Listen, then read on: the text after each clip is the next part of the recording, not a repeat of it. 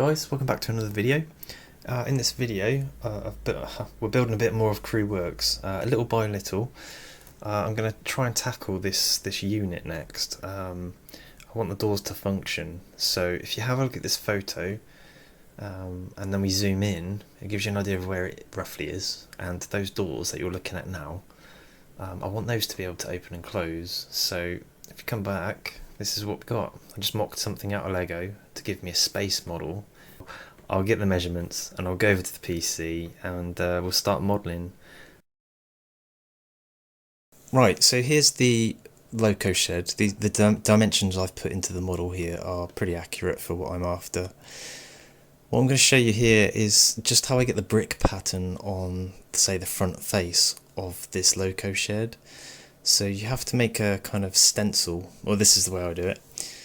Hover it over the top surface of the wall that you want to emboss with brick pattern.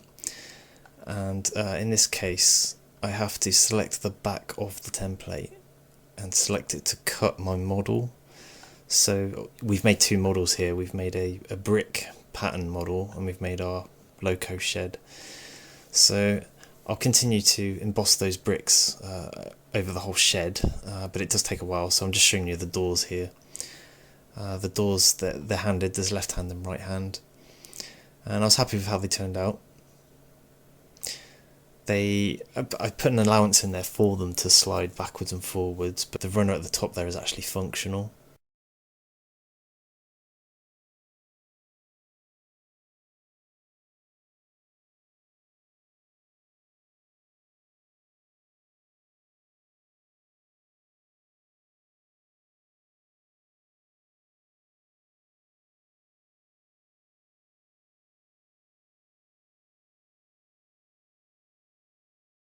Pretty happy with how it's going, and I think naturally the next thing to do is do a prototype and print something off with the 3D printer. Okay, so after 3D designing the shed, here's what we've got. 3D printed the front face only. It takes an absolute age to emboss all the bricks on the faces of things. There's quite a lot of bricks there. Let me just zoom in for you. You can see the quality is pretty good. It's more than good enough for what I'm after. Now this one, it took me a while to actually file these to a good shape so that they'd slot in the end of this rail up here. And this is why I only did the front face, because I thought it probably wouldn't print properly and I'd have to reprint it all. So they slide absolutely lovely, look. So the doors are going to be white. And the shed itself is actually going to be that red brick colour. So the next thing, really what I want to do before I fit some kind of motor to open and close these doors is paint everything. So I'm going to airbrush these and we'll be back in a minute. I'll show you what they're like painted. Okay, so I have red oxided this front fascia for the shed, and it's come out, I guess, like brand new brick colour would. You can see what I've done on the back. I haven't really concentrated on these middle bits because it's just a waste of paint otherwise. And I just use a kebab skewer with some white tack and just stick my pieces like that. Now the reason they're on kebab skewers, by the way, is so that I can put them into a block of foam, and then they aren't. I can hold them with the stick while spraying, and then when they're drying I can put them in the foam on the kebab skewer whilst they dry. And then we've got two doors here, they're painted white. Now I realised the resin was already white, but it's not a nice bright white, and that's what I'm after. Now this runner here is going to be a sort of like dark grey colour, and if I remember rightly, I think it's this one. Yeah, not a problem, look at that. Now I wanted to get all of these pieces painted. I haven't obviously finished the rest of this unit. This is about as far as I've got with it so far.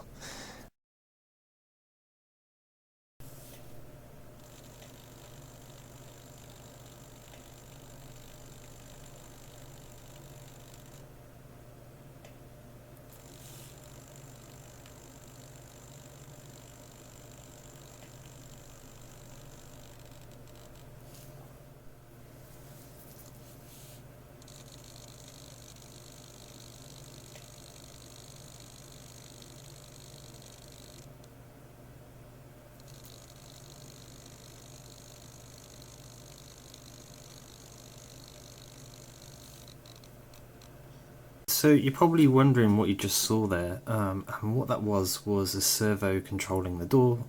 Well, you saw that bit, but the way I was controlling it was with an Arduino. Now these are microcontrollers that you can program. I wouldn't say it's for beginners, but it can be. I mean, I taught myself with some of these. The code is relatively simple. You just kind of control a servo, but you want to control its speed and its endpoints. Now, when I connect one of the wires to ground, the servo will move into the open position. When I remove the wire from ground, it will go back to its closed position. And all I've done is I've made two of these. I've just copied it twice, and I've got two servos. So I now have two servos, one for each door, so I can open a door at a time, and I can just literally press switches to open and close the doors, or I can open them both at the same time. Or in the future, what I'm aiming for, you see, is to have the whole layout controlled with JMRI, which is the software that I use for my DCC operation. So it's no mystery really, this is what's going on. Okay then, so we're back at Creweworks. Haha. And before I put this on, I've moved this rail over a little bit, and that's so that these lines are quite close, as I think they are in real life, or they were. And it also allows a more gradual depart of each line from this point. Now what I'm going to do is, there's our class 40. Somehow I managed to just get that on the rails. All 8 axles. And then we'll bring our little shed over here. Now I'm going to have 2 wires to feed under the track from the servos. That's okay, not a problem. There will be other wires because we are going to fully kit this bad boy out with lights, floodlights and all sorts of stuff. So what I think is, this is going to be probably about there, would be my guess.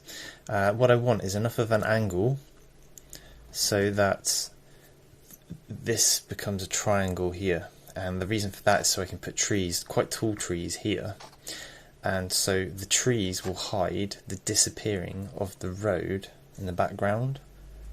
So there's that to think of, but I need to raise this off the board so that the doors are probably about 0.3 to half a mil, maybe 0.3 of a mil off the rails, so that they can slide clearly over the top of those rails. And if I put it right about sort of here, I think that's going to be a nice little spot for it. So what I'm going to do is I'm just going to remove this ballast because I don't want to glue it to ballast.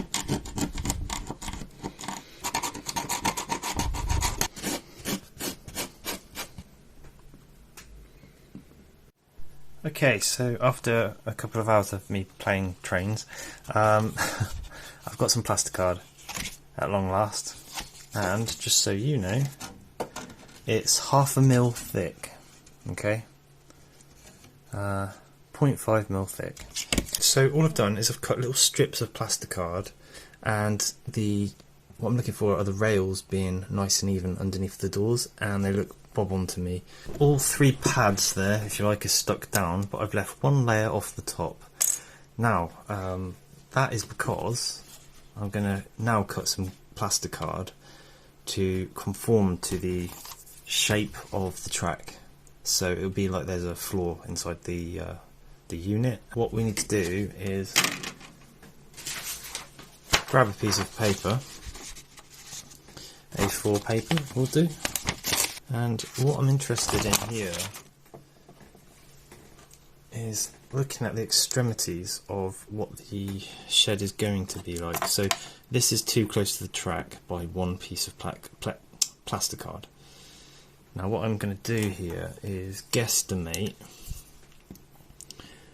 where the side, which is about probably there, so something like that. What I want is there to almost be a walkway around the outside of it, but also if you were doing concrete foundations, it wouldn't necessarily be the width of the bricks. So what you see there with the plasticard at the bottom is probably about how much I'm going to come out with the plasticard around it, but we'll see. So we'll remove that out of the way. And now we've got a trusty piece of paper. I'm going to guesstimate somewhere about here would be nice. I've got the square edge of the paper here. Now what I'm going to do is do a rubbing. So I'm going to push down on the track like this. So the rails are coming through there, which is nice. Somewhere, it could go up there, couldn't it? And then this one's got to go to about there. It's not going to be perfect. And that could be less, to be honest.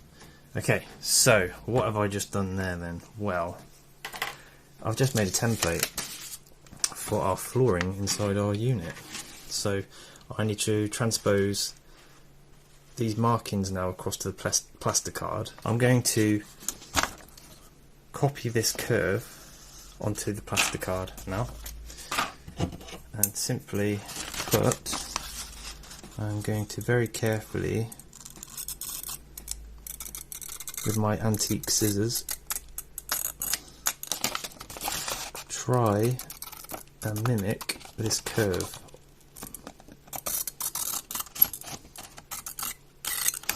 And then I know that this bit here should somewhat fit into that part of the track. Okay, so it's just a case now of putting that on the plasticard sheet here, and we'll copy it across.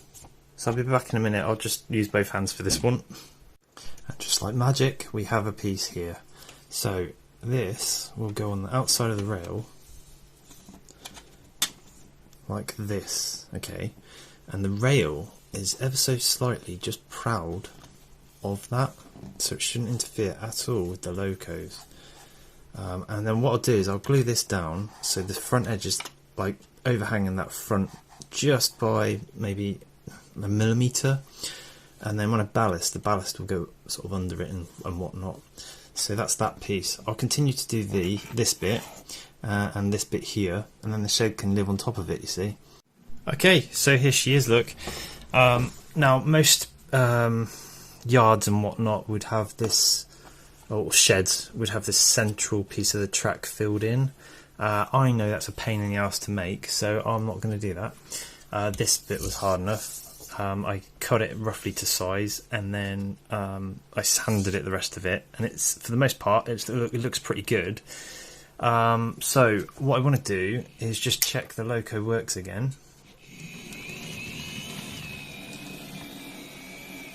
And it does. And just check the other side in.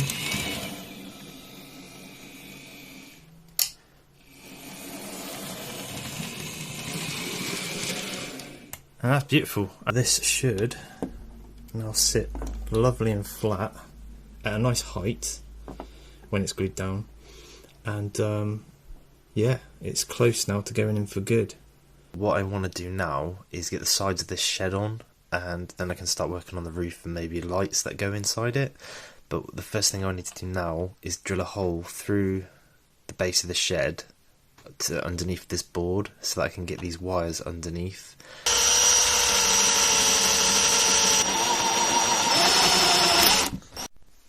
Okay, so that's the wires in. Now I've been busy, and I just moved the light.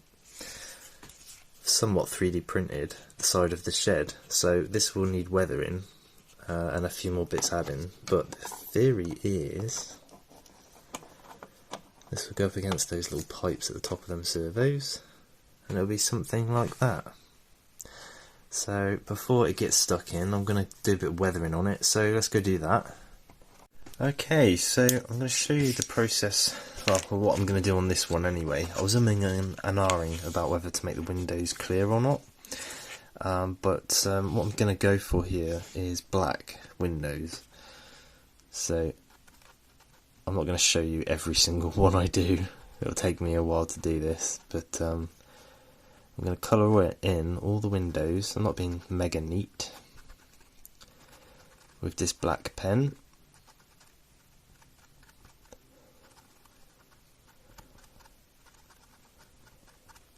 and I'll show you what we have in a minute.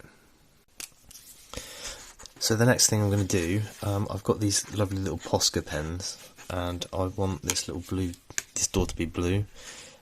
These pens are fantastic. I keep putting links to them in the description to the videos, and there will be a link in the description for this video. But they're really, really good. I don't know if I mentioned it, but they're really good pens.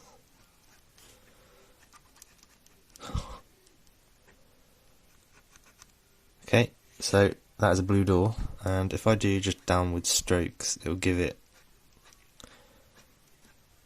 downward marks in when it dries. It's almost like acrylic paint, to be honest.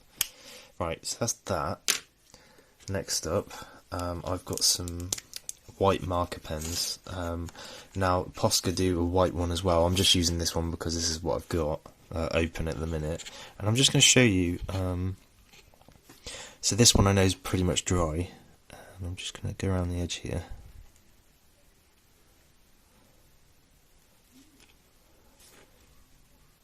And it's a case of just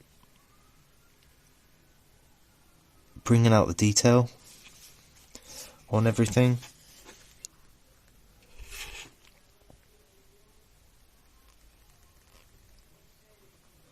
I like to use these paint pens because they are quite accurate. You could just use a paintbrush and paint, but these work really quite well. There are other colours out there, you know, greens and whatnot. I'll be looking towards getting those Posca pens. I've only got a few colours, that's why I'm not using white at the minute as a Posca pen. But this is a paint pen, it's not a Tipp-Ex pen. And as you can see, this white isn't having any issues going over this black.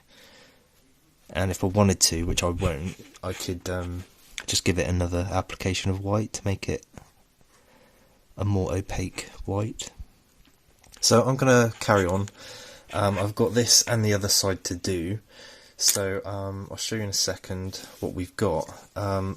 Whilst we are here though, so you'd let that dry, do all your other window frames. I coloured that bit in, but you don't need to. I mean, at this point you just paint things as you want. So what I'm going to do to weather this to make it match the engine shed, I'm watering down black acrylic paint, and I'll just sort of let it fill in the bricks like that, and I'll go over the whole thing. I'm just showing you this because I have actually secretly just done the other side, and I'll show you what that looks like sort of together and finished.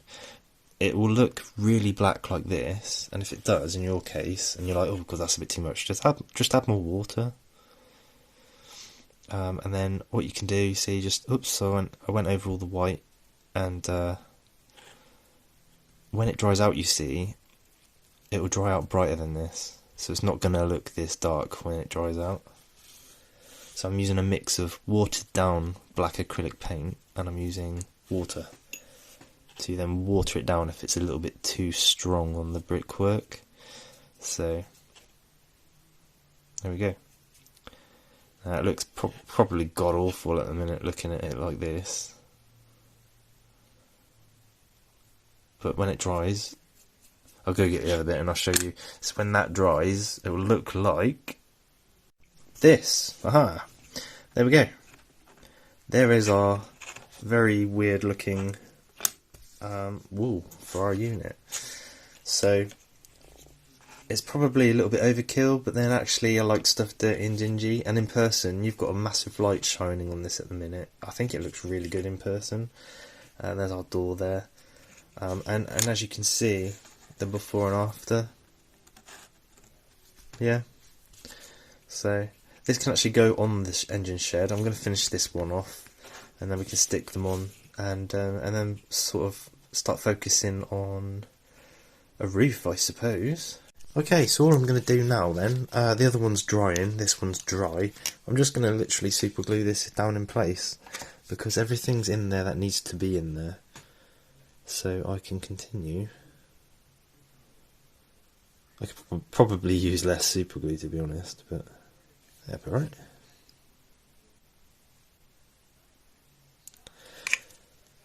And I gotta say, this shed is taking absolutely ages to make.